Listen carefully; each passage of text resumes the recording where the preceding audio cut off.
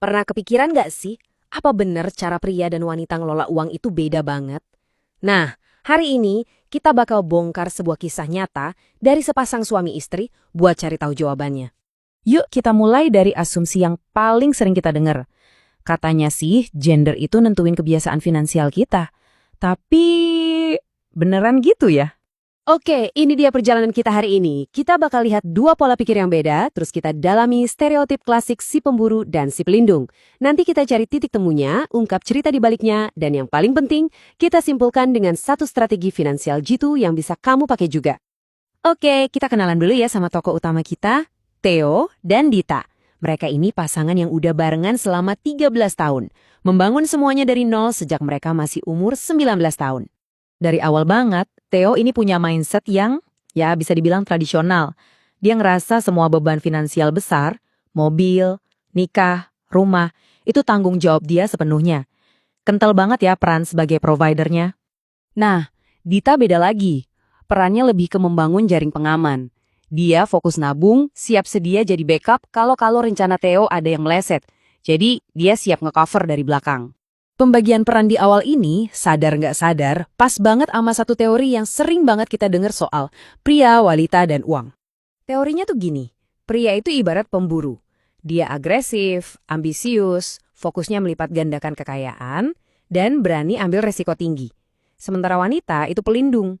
Gayanya lebih defensif, cari stabilitas, fokusnya menjaga kekayaan yang ada, dan resikonya lebih rendah.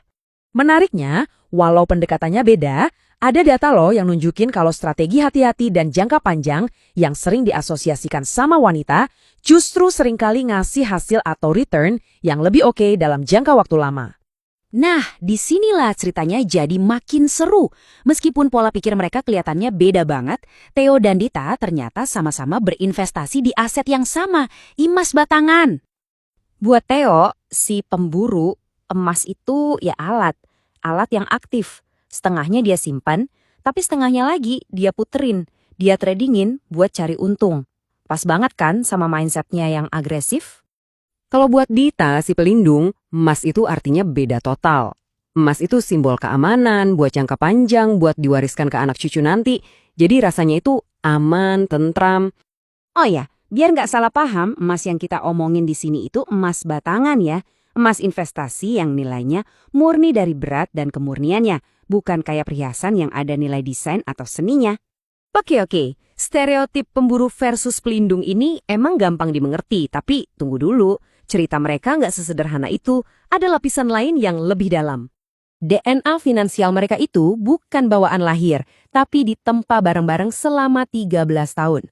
Mereka mulai dari benar-benar nol, ngerencanain nikah bareng, bahkan sampai nahan keinginan pribadi demi tujuan bersama. Contohnya, mereka milih mobil pertama yang sederhana banget, cuma supaya sisa uangnya bisa lebih banyak buat investasi. Dan ini dia kuncinya. Theo ngaku, latar belakang gue itu mulai dari nol, bahkan orang tua ninggalin utang. Pengalaman ini bukan gendernya yang bikin dia di awal-awal itu justru sangat anti risiko. Dia terpaksa memprioritaskan stabilitas dulu. Jadi poin paling pentingnya tuh ini, yang benar-benar ngebentuk cara kita ngelola uang itu bukan soal kita pria atau wanita, tapi soal dari mana kita berasal, pengalaman hidup kita apa, dan kita lagi ada di tahap kehidupan yang mana. Itu jauh lebih nentuin. Terus apa dong yang bisa kita pelajari dari kisah Theo dan Dita? Intisari dari perjalanan mereka itu ternyata bisa dirangkum dalam satu prinsip yang sederhana, tapi kuat banget. Ternyata fondasi finansial mereka itu dibangun di atas 3 pilar ini. Pertama, lunasin semua utang. Kedua, jaga rasio tabungan setinggi mungkin. Dan ketiga, pastikan arus kas atau cash flow itu lancar jaya. Sesimpel itu fondasinya. Dari 3 itu, ada satu metrik yang jadi bintang utamanya. Satu angka yang jadi fokus mereka berdua.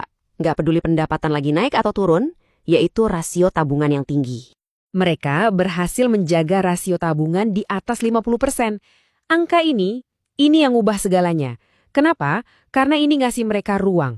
Ruang buat Theo buat jadi pemburu dengan modal yang ada, dan sekaligus ruang buat Dita buat merasa aman sebagai pelindung karena tahu dasarnya kokoh. Angka inilah yang ngasih mereka kebebasan. Jadi nggak perlu lagi stres debat soal strategi investasi yang ribet. Jadi, coba deh kita renungin bareng-barang. Apa yang lebih ngebentuk cerita keuanganmu sampai hari ini? Apakah identitasmu atau justru perjalanan dan pengalaman yang udah kamu lewatin? Memahami kenapanya itu langkah pertama buat nulis babak baru yang lebih baik ke depannya.